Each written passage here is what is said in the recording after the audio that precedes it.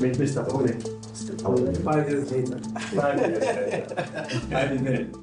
Well, in 2020, November, Prophet Shephard Bushiri and his wife, Mary Bushiri, fled South Africa and what was believed to be what he called threats on his life. In fact, he was facing a string of charges, including fraud, money laundering, and of course, rape charges as well. 5 years later, I get to speak to him exclusively here in Lilongwe in Malawi, just to get a sense as to where he's going and what's his reaction following the recent judgment on the extradition process to have him face the charges back in South Africa. Prophet, thank you very much for joining us here on ENCA in Lilongwe in Malawi. How are you?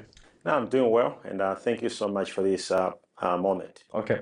So you led a mega big church in South Africa, followed by a lot. But you were in a legal tussle yourself and your wife, Mary. Do you not think that the absolute right thing now would be to come back to South Africa and see how you face the charges? Yeah, of course, it's the wish of every person to actually have their names cleared. It's quite more important, but there must be also the underlying principles and basic things to be understood.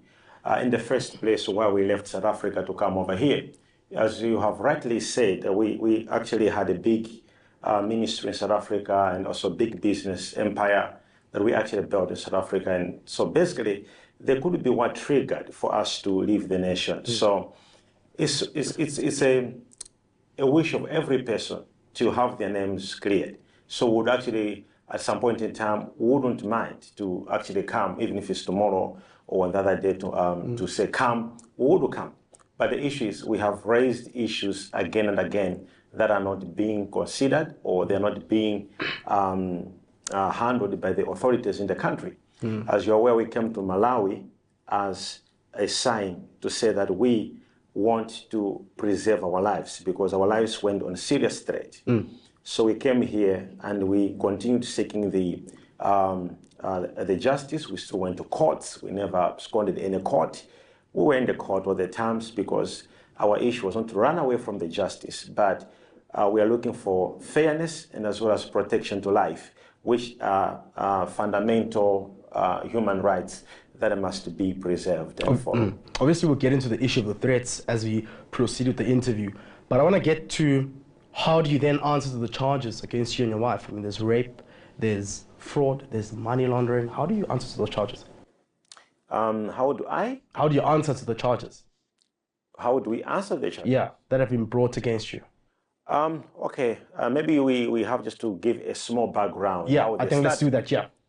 So as you're aware that when I was in South Africa, before I was arrested, I began bringing up these issues to say that there are people who are saying, if I don't give them money, I'm going to be arrested. And this is not something that is a fiction, it's something that is actually factual.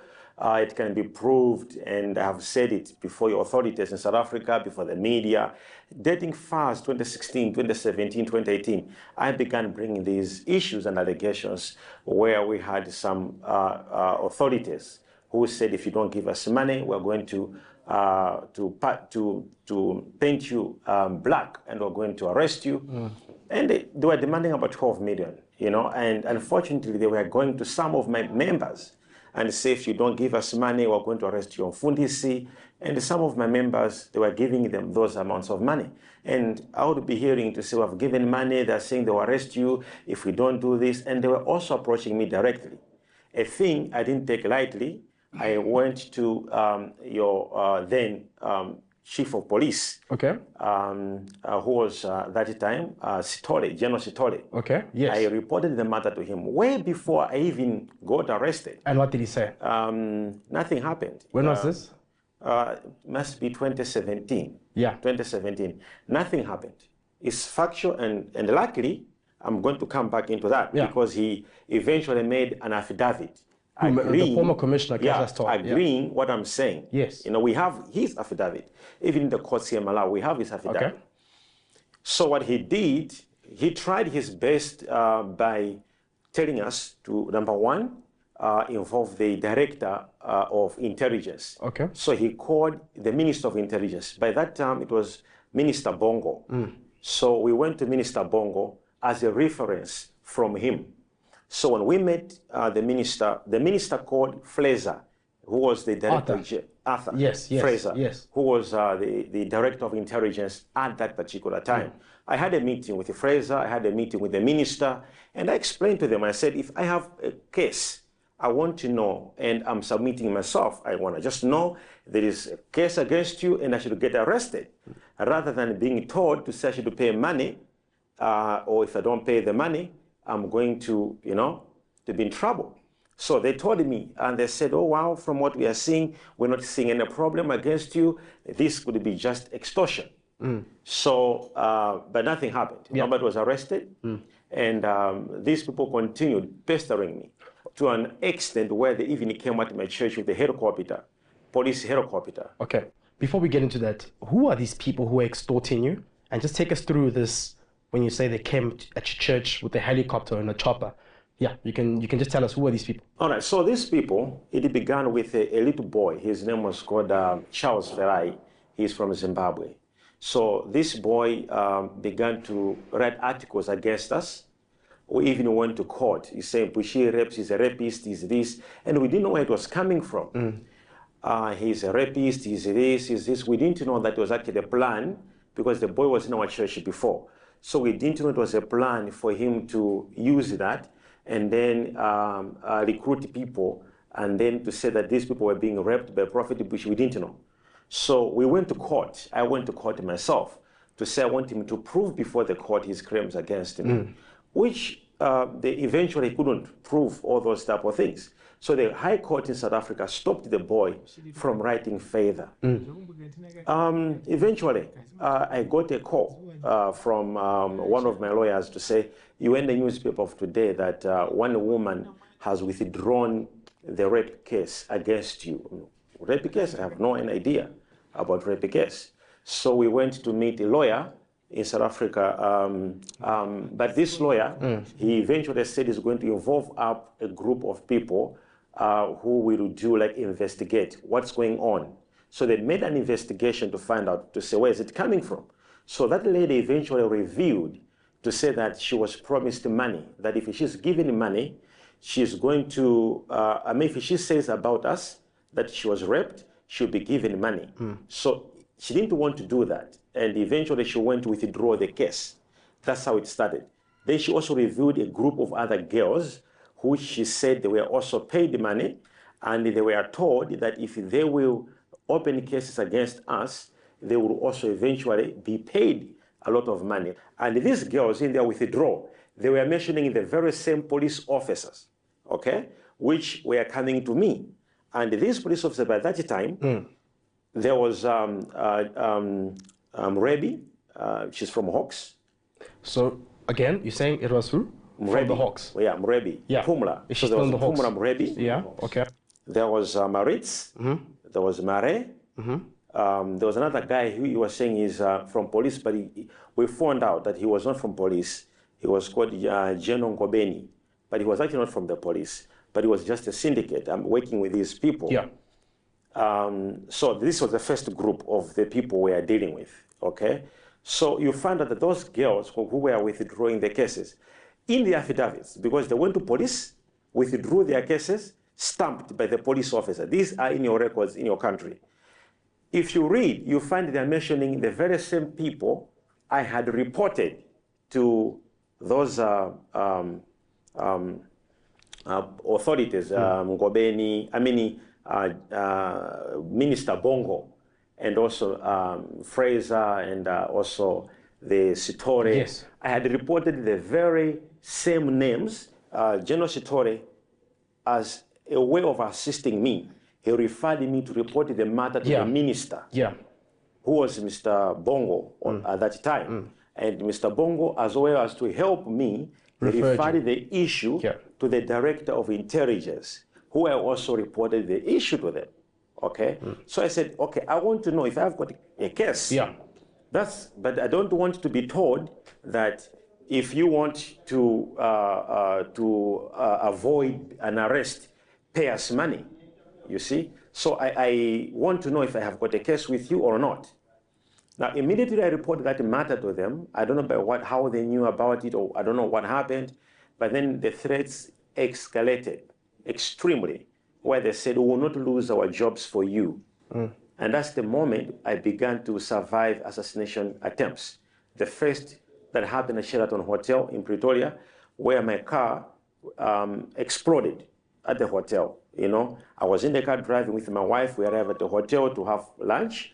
Immediately we came out, it exploded. Meaning to say, if we continued driving the car, we would have died along the road. And this issue is known. It's a fact. It's in the records in South Africa. We reported the matter. No investigation, no arrest, nothing happened. When I saw that nothing is being done and we are not yet arrested, I came to Malawi here and informed my government. And this is before we even got arrested. I informed the president, Arthur Peter Mutharika, then, and now he's back in power. He's also a president now. So when I informed him, he said, your issue is human rights issue. Inform human rights organizations. I did. They protested at the embassy, South African embassy here, where they presented a petition to say, there's an extortion claim to our citizen. Can you look into this matter? Your government here, the embassy, advised them to write the South African Human Rights Commission, which the civil society here in Malawi wrote your South African Human Rights Commission. And these are facts. They're not just things I'm explaining. Your Human Rights Commission in South Africa, they have these. We also have these on emails. We've got all the exchanging communication. This is in 2018, before I was even arrested. The Human Rights Commission in South Africa wrote the Hawks to say, there is this issue that is happening in your country, you know, and nothing happened. The Hawks, eventually, I think there's the president of the Hawks or something like that, called for a meeting where I went to that meeting with my lawyer, Mr. Baloyi. In that meeting, we presented ourselves to say, if we have got any case, we want to know if we have got any case than what is happening. But guess what? They were never arrested, and nothing happened. And the more we were exposing them, the more our lives were now in danger. So to show that I am really tired of this issue, because I didn't want to be like running away from the law. So in 2018, I went again to, they call it, it's another department in South Africa, Inspectorate General, something like that. We have the whole meeting, the recordings we recorded, they gave us the whole transcript of the whole meeting. We explained everything to them. They are the ones who advised me to go and open a case with IPID. I think you know IPID. Yes. Which is a department police watchdog, of police. So we went to IPID and opened a case against these people. And this is as early as 2018, all right? When IPID was setting up a trap to arrest them, IPID told me to say, tell them to come and get the money tomorrow. They were supposed to apply from the NPA to say that they'll be making an arrest, and they should do, I think there is something they normally do where they get some money and they give you to say, tell them to come and get the money. When they're coming, then they make arrests. So they were supposed to do something like that, where they'll be like, okay, we're going to be like, we've given you money, and we will tell you to call them to come and get the money. When they'll be coming to get the money, we are going to arrest them. So the following day, where this application was being done, that's the day the same police officers that we were supposed to arrest, they came early in the morning to arrest me and my wife. So basically, this is what happened. And I think I'll just try to explain what happened. Okay. So this is now 2019. Yeah. Their cases were opened in 2018. I just want us to hold it there. I want us to go for an ad break, and we'll be back. When we come back, we're going to tackle more of these cases, the rape cases and the charges that have been brought against you, and we'll go more into that. That's Prophet Bushiri, who's in conversation with ENCA here exclusively in Lilongwe, Malawi.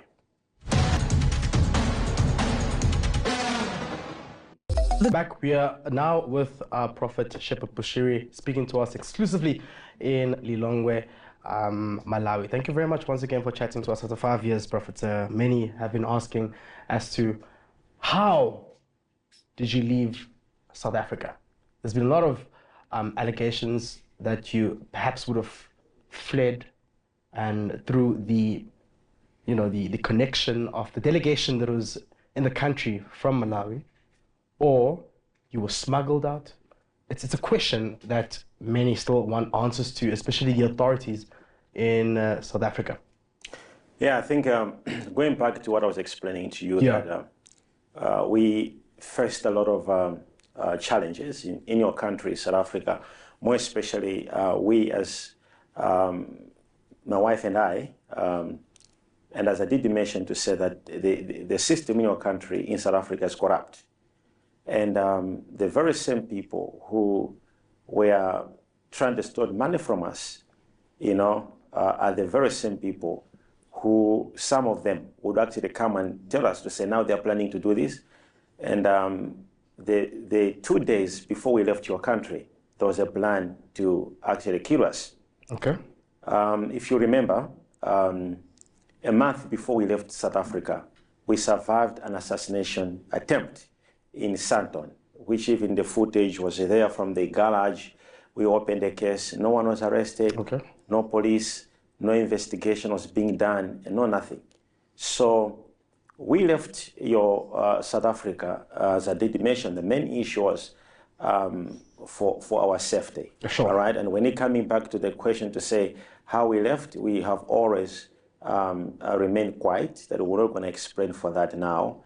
I do believe it will come out, in the book that I'm writing, and I think it's exclusively left for that for me to explain what happened. But I want you to know this, that the very same system that was trying to kill us, amongst their own system, they betrayed one another. Another system came and helped us to live.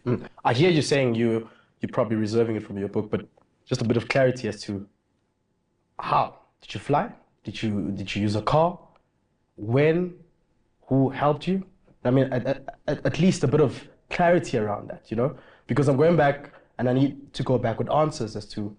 Yeah, I think with due respect, Yeah. sir, I would tell you that for me, as I did mention, I just actually answered you just a few minutes ago, that the same system, the same corrupt system, okay, that was coming to us to say, if you don't do this, we'll do this. They betrayed one another. It's the same system that, came and told us of the plan, the next plan, which was to kill us, all right? And the same system helped us to come here. And of how, I don't think for now it's necessary. But that's not an answer. You would want to fix the same system you're saying is broken by giving us an answer and ensuring that there's accountability. I would really be humbled, sir, if that system was fixed. If I heard that one of those people were arrested, because I've given you the names of what we went through, the cases we opened, nobody was arrested.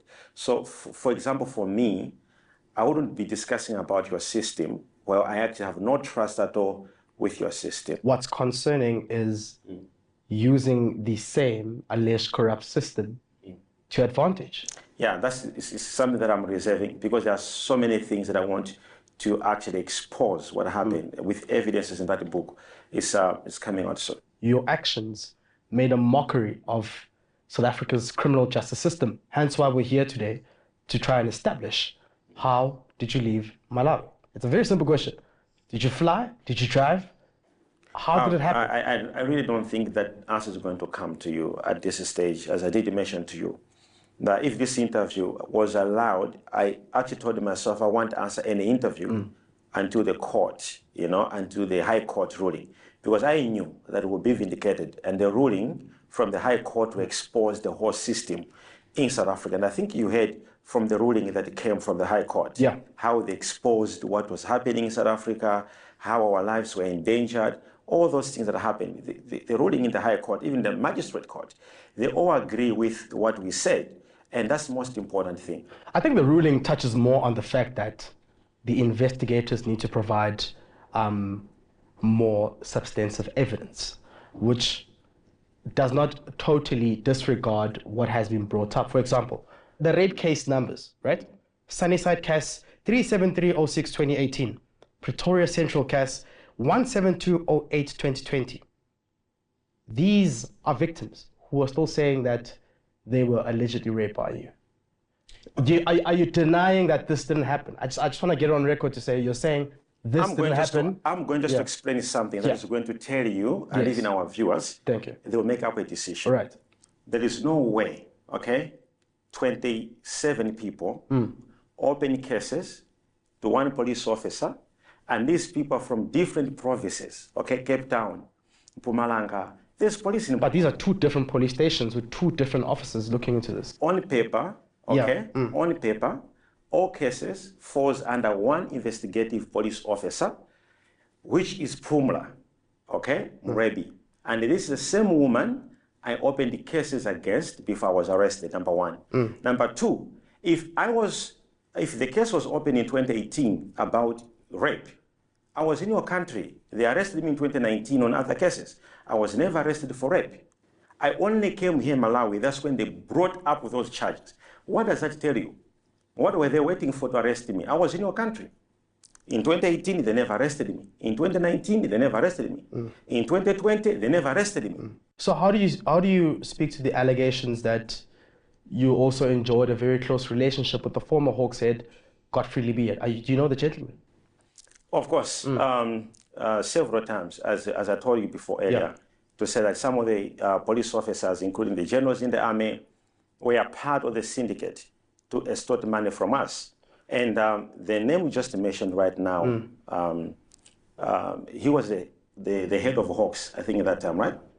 Yes, he's the former head of Hawks now. He's the former head of Hawks. Several times, my people, I'm just telling you these things which are facts, okay? And one of the people actually who work with me, and he's actually in this room now, several times was called to his farm. Where's the farm?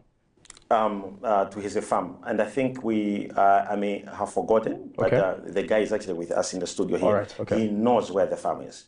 All right, so several times he went to his farm, and there he was told to say, okay, we're going to help, we're going to assist, you know, and I have always refused that. And this is what I want to tell you, to say, if I had paid those police officers, there would be no all these cases today. There was no all these things we are selling today and all these cases. This was a thing which was made to get money from us. We're not running out from accountability. Listen, we're not running out from accountability. Court is court, okay? However, if justice has to be served, it has to be served fairly. Let's dissect the issue before we get into that. You were called to a farm. I just want to know who called you to the farm and how much were they trying to extort from you? Because that's perhaps one of your main arguments, to say there are generals who are trying to extort money from you.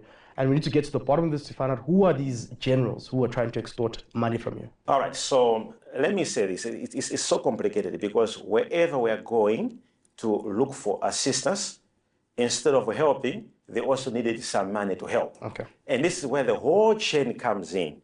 So there was a certain gentleman who is also, I think, a general in the Hawks.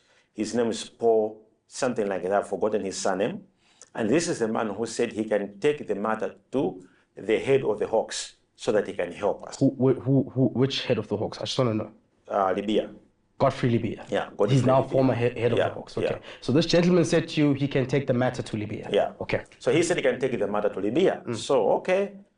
Because we're looking for assistance, maybe they'll be arrested, or maybe these guys who we have opened the cases against, maybe they'll be arrested, you see, or if there's any investigation against us. Because what we are saying wasn't to say that there shouldn't be investigations against us.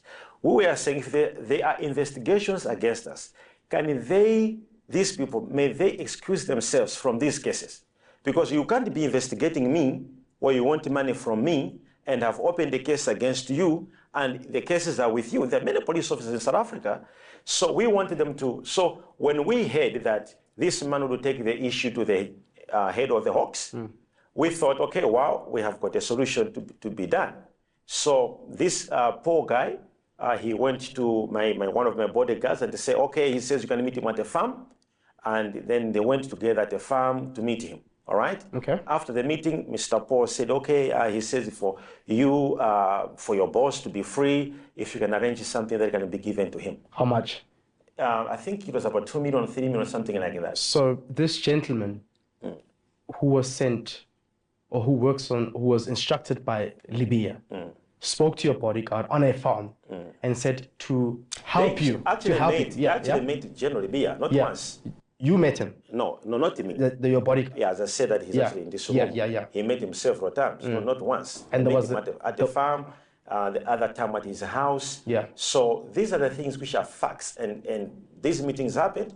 And when I was hearing to say, you see, I'm trying to get the help, the only ones who never wanted money from us, to be to be truthful, it's Fraser. He never asked money from us. The head of the former minister, Bongo, he never asked money from us. The general of police, Sitole, he never asked any money from us. But the people I'm mentioning, these are the people who wanted the money. Even the head, they call him the president of the Hawks, who called for a meeting with my lawyer. He never asked anything to do with the money from us. But I'm telling you, people who were asking for money. So Mr. Paul, who went with my bodyguard, when they had a meeting with the head of the Hawks at that time, he was told to say, he's saying that if he has to handle these issues and take them out, arrange some money. You see, so these are the things which we never wanted to find ourselves in, all right? And the more these issues were going to the authorities, the more we are surviving assassination plots, being shot several times.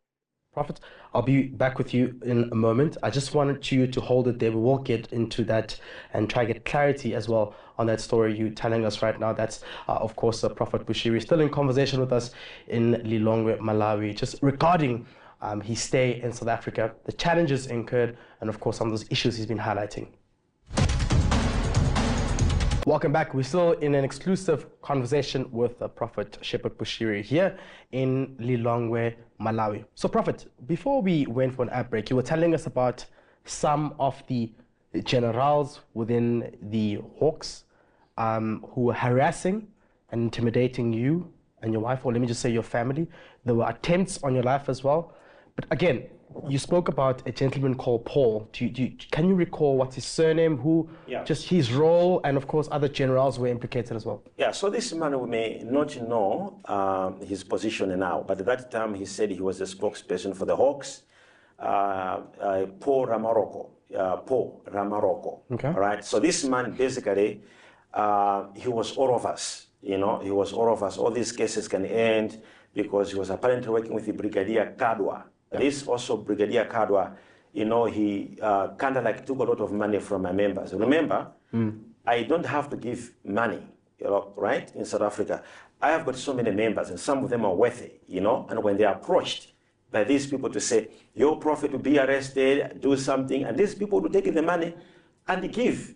And this is where I didn't like it. How much do you have an estimate of the value? On the Brigadier Kadwa that I know, that actually people said they gave him money. So it's almost 4 million, 5 million was given. Within a space of how long? Was it a year? No, that one was within a year. Yeah. All right. And which year? That was 2018. Okay. All right. All right. So 2018, 2019, more especially 2019. All right. So Brigadier Kadwa, I never met him. All right. But my bodyguard went to his house and they met him. He was called by Paul Ramaroko. So Paul Ramaroko, he was like the one who was bridging, calling my bodyguard, let's go to Kadwa, let's go to Godfrey, Libya, So this was Paul's duty was to do that, all right? So much as I've explained it to you, right, to say that we try for us, to say if there is any case against us, we want to answer. And we are waiting for that. Trust you me, even now, we are willing to answer. Just before you lose your train of thought again, you recently spoke about General Sibiya following the extradition judgment, which was, of course, handed by a court in Malawi. What were you referencing to when you mentioned his name? Wow. So on General Sibiya, I should be honest with you, right? I heard from some of my members to say we were approached by General Sibiya. With General Sibiya, we never had any direct engagement or anyone to come from General Sibiya and to say, oh, wow, General Sibiya is looking for money, right? No. But on these other generals, yes. On Sibiya, as I said on that day when I was making a statement, some of our members were approached, and I think as well by I use that word. I said some of our members were approached, and that's what they told us to say. We were approached by Sibia to say he can help if he's given money, but with us directly, we never had any direct, conversation or any claim from Sibia. That or not, it never happened with us. So who are these members? In my presentation that day, I mentioned of our members. Well, these other people are mentioning now, like Kadwa, these were direct engagements where they were actually saying, if you give us this money, we'll do this. You talk about more especially Pumula, all right? If you look at all the withdrawing statements of all those rape victims, which you just mentioned now, those rape victims, when they were withdrawing those statements, they all mention Pumula. And they all say that we were told that if we open a case against Major One, Prophet Bushiri, and if he's arrested, she's going to pay us. So she was using those cases to intimidate me so that I give her the money. Because if they were genuine, she would have made an arrest. So let's come back again to the top brass. And I'll tell you why I want to focus on this, but as we proceed, who are these members who are telling you that the generals are sending people to extort money from them in order to rescue you? Well, I have so many members in my church. I can't recall who and who, but I only know one gentleman who he actually gave money, and I wouldn't be comfortable to obviously, you can't say, don't say his name. But I know one man who he said that he was approached by Sibia, and he even said that, we've been giving money. Is this man, is he a businessman? He's a business person. Okay. All right. So as I'm saying to you, to say that this is the only incident as we refer to Sibia. General Ribia, I never mentioned him in my statement at that time, because when I was opening the case, that was 2018. They are being mentioned because they were the ones who are saying they can end the cases. Remember, these were the one I've been talking about, Murebi and other people, Mare. These were those who arrested me. Okay, they're the ones before they arrested me, they needed money. So I opened the cases against them, and they were never arrested. When I was arrested by the very same corrupt police officer, when I was now arrested, that's when the Kadwas are coming in now. All right, so I think that's why you never heard much me talking about the Kadwa, because these were coming in later days before I left South Africa. Yep. Prof, don't you find that problematic that you didn't raise the alarm on the top brass? Because these are people who yield influence and power to execute these arrests. Why didn't you open a case against them, your Libias and Kadwas? Okay, I will tell you something. Okay, and this is very important. This has to be a precedence proposal that has to be done in our country. All right, I have come to you to say I need assistance. This person is trying to beat me, okay? And you also beat me up. Then I go to another person who's older than you. I report to say this one wants to beat him, and he also wants to beat me. What do you do? Yeah, but you see, what you're then doing is you're defeating the culture of enabling. You open a case and you build your case as well against these top brass to ensure that you fight this corruption, which you're alleging is systematic. Let me tell you the best thing I did. These police. Let me tell you the best thing I did. Yeah. The best thing I did was to leave the country. That's the best thing I had. In an unlawful way. Yeah, but do you agree that you left the country in an unlawful way? Yeah, that's actually. You violated your bail condition. You're allowed. There's an international law where you're allowed. Okay, if you are a refugee running from war, you're allowed to leave the country unlawful. So you're now regarding yourself as a refugee who was running from war. But there was no war in South Africa. No, that's war. When someone wants to kill you, it's war. That's war, exactly. That's a war against injustice. Before the second arrest, there was a first arrest, okay, which they arrested me over the plane, and which plane I bought with a fellow South African who was a director when I was having that company. And if an arrest was supposed to be done, it was supposed to be done by the police. They were supposed to arrest me and that director, okay, and not my wife, because she was not part of the company. But what happened? Those guys didn't arrest the South African. They arrested me and my wife, who had nothing to do with that. Prophet, I hear you, and I hear your grievances. And I don't condone any corruption. If there are generals or police officials or senior police officials must be held to account. That must happen in the form of the commission we have currently that's investigating infiltration of our criminal justice system in South Africa. But I'm worried that there are, issues that you're confronted with, issues of money laundering, the issues of the Ponzi scheme that are taking place in your church as well, where some of your followers say that they invested money in a businessman in your church and they didn't get the money back. These are some of the issues that you're confronted with. So the issue that happened is this, sir. We had two men that came in our church, okay, and these people said they would help people who want to do investments. As a business person, I accepted and allowed these people to say, okay, anyway, if anyone else who would like to do an investment with these people, they would, all right? And these people, they did business with these people, they invested for them, and they made profits. And they were all giving back their money, all right? That I know. From that moment, when these people made money, I think it became exciting. They began inviting their friends to say, we can also invest with these people. And that's where the whole problem happened. Now, when they put money, remember, the first group, they had their profits, they were giving back their money. The second group, they had their profits, they were giving back their money, not me, by these two people. And this is a fact, all right? When now they began to bring in their friends to these people ran away with people's money, okay? It wasn't like how you're calling it like a scheme, no. These people ran away with investors' money. But how did this happen in your church under your watch? I'm explaining that. Is there no systems to protect your followers? I'm about to tell you that. When they ran away with their money, what I did, I took my own money, okay? Over 60 million from my own pocket. I paid those victims, all right? And I said, if there is any other victim who hasn't been paid, he should come forth. And this is information which your government knows. It's plain, it's evident. I then opened the cases against those two guys to say if I arrest them, I will claim my money from them. The victims should be paid. And we were in that moment when they were arresting us. They were arresting us when we were in the system of helping the victims. What about the other victims who say they still haven't gotten paid? No, that's maybe it's true. It could happen because we don't know. But at that stage, all the victims which had come out to say, even me, I invested. Even me, I invested. I took my money, and I was actually willing to assist those victims. We even set up lawyers to say anyone else who has a claim should go to these lawyers, and we will pay you via lawyers. Is that process still ongoing? No, we had to stop it because of the court case. Remember now, it's like now there's a court case. Yeah. So we can't do anything. But that was what I was willing. So I paid almost 60 million from my own pocket. Okay. Now, after that, I opened the cases against those two guys. But what did those 4 police officers who I have issues with do? They arrest those 2 police officers, and they arrest me, and they put me as if I'm the one who was doing the scheme.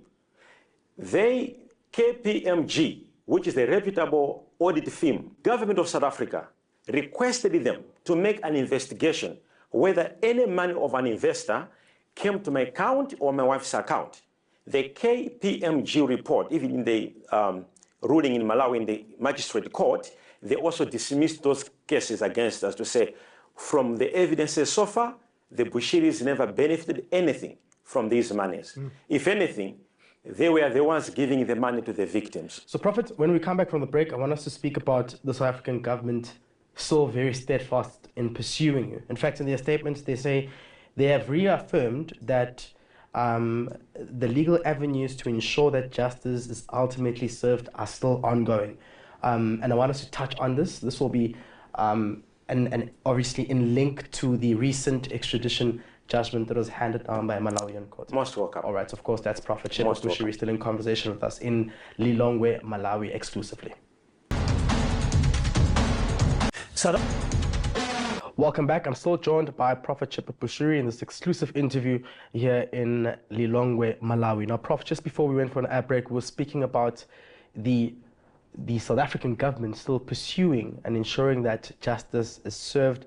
And obviously, you would agree that in this ongoing pursuit to try and have your content brought back to South Africa, this is an issue that's not going to die down anytime soon. How and where do you see this ending? Well, I must say this, that there must be justice at the end of everything else. Remember, we have got two sides here of the story. Well, I was the first complainant on the serious allegations of corruption and extortion, which I never got my justice, and I don't even think I will. And secondly, there is the government pursuing this issue. And, you know, we would want actually to have this issue settled. We gave an opportunity to your government, South African government, through our lawyers. We actually filed an application in the High Court here to say if they can outline measures of my safety in South Africa, then I can go. We want to have a right to life. Simple. If these issues can be addressed, then we are okay. Two, if these people can be excused, because... Which two people? If these people can be excused... Do you mean the less corrupt generals and police officers? Yeah, if they can be excused from our case, because I'm telling you, I'm sitting here and I'm being arrested by someone I know. I had a meeting with him last night where he was telling me to say, if you give me 12 million, I want to arrest you tomorrow. And who was that? The Marais, the Pumlas, the Marais. These are the captains which we complained about. At the center of your issue, or the storm, is alleged corrupt cops. It's clear that you're saying you were targeted by cops. It's a witch hunt. They harassed you. They victimized you and your family. And South Africa is currently in the midst of a commission, the Madlanga Commission of Inquiry, that's investigating allegations of cartel infiltration, corruption, and of course other issues that are confronting our criminal justice system in South Africa. Do you think that your name might be mentioned there? And given the information you've given me right now about the Hawks, are you willing to go there and testify or submit an affidavit to testify, to expose the top brass that you say is caught in this corruption and rot? If opportunity be, trust me, we would present an affidavit on that. That's something that we've been praying for, that one time these corrupt police officers must be exposed. It has been our prayer, and what we are seeing happening in the country is an answered prayer, because this, at the end of the day, has to be exposed and has to be stopped. As I did mention before, we are not exempted, to any investigation. We're not. And this is why I went to your authorities in your country several times to submit myself. I said, I'm being told I've got charges against me. Can I be arrested? I was told there's no any case against you. All right? And that tells you that something real was going on. So these corrupt police officers, they should be arrested, and something has to happen.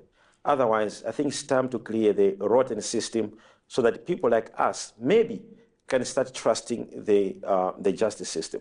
Because where we are right now, I really don't trust the justice system. Are you going to volunteer and submit an affidavit, or you'll wait to be summoned or to be called? No. If I'm asked to do so, I will do so.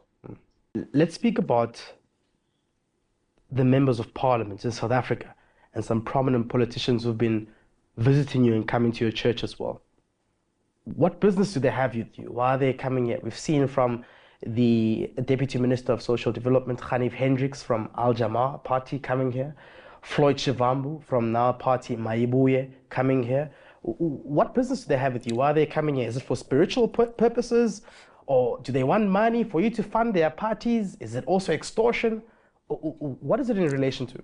Firstly, let me express something to you to say that Prophet Bushiri, or known as on your TV, self-proclaimed prophet, right? When we talk about politics, right? I am a man of the people. I love people, and they love me.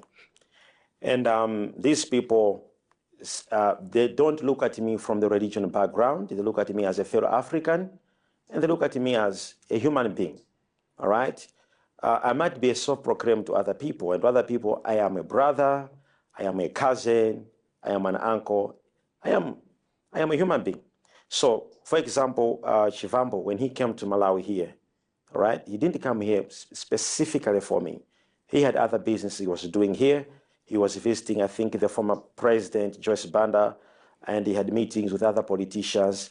Then he said, oh, let me go and attend a service on a Sunday. So basically that was it. So he came to attend a service and we prayed with him. And that's it. So his mother is one of my leaders in the church in South Africa. Oh, Floyd Chivambu's mother? Yeah. In South Africa? Yeah. So you still have churches there? His mom, you are aware about that. Our church actually grew times 5. Then when I was in South Africa, our church even grew bigger. So we have got churches all over in South Africa. So their mother, Floyd, I don't know now, but she used to come to our church. So when he came here, I mean, it's a Sunday service. You would go to the church of your mother. So he simply had to go to look for a church of his mother, and he came to pray with us. And the other one you mentioned also earlier on, I think you know he's a Muslim. Yeah. I think you know he's a Muslim, right? Hence why I'm asking, what was this in relation to? Why did he come to your church? What was the business or the nature of the visit? Yeah, so him being a Muslim person, basically, it was just he visited me and he was actually trying to encourage me to find out what really happened. The whole story. We have heard you talking about corruption. We have heard you talking about the corrupt cops, what really happened. We want to also know your story. So a member of parliament flew from South Africa to come see you, to inquire about the ongoing issues. I might not know why he came to Malawi because he didn't come here specifically for me. All right. I might not know, but I was told there's a visitor at the office who wants to have a conversation with you. So I had a conversation with him, and simply he wanted to find out. You asked me questions the way you're asking me. What happened? Mr. Bushiri, you're here in Malawi. What happened? So I asked him questions, and he was taking notes. Were you not taken aback? And what? Were you not surprised by this visit? Not really. Not really. Because he's a leader, and every leader is supposed to know what really happened. So him as being a leader, he was just being inquisitive, like any other leader would actually ask you questions. So what did he promise to do after you told him the issues you were confronted with in South Africa?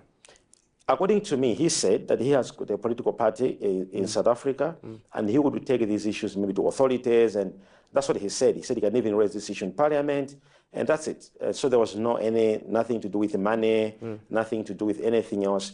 To me, he looked like just a concerned person. He actually told me to say, you have members in South Africa. We have over 2 million members in South Africa, registered members of our church. So he said, you have got people there in South Africa. So what's happening? So he wanted to know. To me, it was more like a concerned person, not more like a politician, but it was more like a father, like a parent who wanted just to find out what happened. How long have you known him for? I don't even know him. I don't even have his number. And you didn't find that strange? No, not at all, because I talk to politicians almost every day. Which politicians? Even in this, from Malawi, from Zambia, from all over the world. South Africa, who? I talk to, in South Africa, so many politicians. Like who? No, not necessarily. Why? But they are human beings. I talk to many politicians. So did you ever follow up on the promise that was made by Mr. Hendricks? I have no contact details with him. I really don't have. But why would you not take his contact details to follow up? I think I lost it. That's a long time ago, and I normally change my numbers like then and then because of a lot of things going on. Yeah. So did Chivambu not tell you that you will also be following up on your issues, Floyd? We never spoke about my issues with Chivambu. It was simply prayer. He came for prayer, and I think he's coming again because he told me that I'm gonna come again. I enjoyed the prayers, and I'll come again. Your stay in Malawi, I mean, what have you been up to now? Right. So staying in Malawi has been good, apart from these legal battles that we've been battling with in the court. But our stay here has been amazing. And of course, we have a lot of Malawians who would they look at me as an inspiration, and they would want me one time to be a leader. Unfortunately, it's not one of my principles. All right. Maybe I'm still young, maybe in the future, but currently, I don't have that yet calling to think of presidency and whatsoever. But would you run if you got that calling? If God would say that, trust you me, I would, and I would win because I'm addicted in winning. Okay, so if you're saying there was a target on your life and you're being threatened, why is it that you cannot tell us how you left the country? No, but I've not. But you're in Malawi, you're protected, nothing will happen. Why can't you tell us? I have told you that I'm not going to say it. Why? Because I can't. I can't say it. So you see that's an issue as well. That's a problem. Even if it's a problem, it's fine. As long as I am safe and I'm protected, there will be a moment at a time when I will tell my story.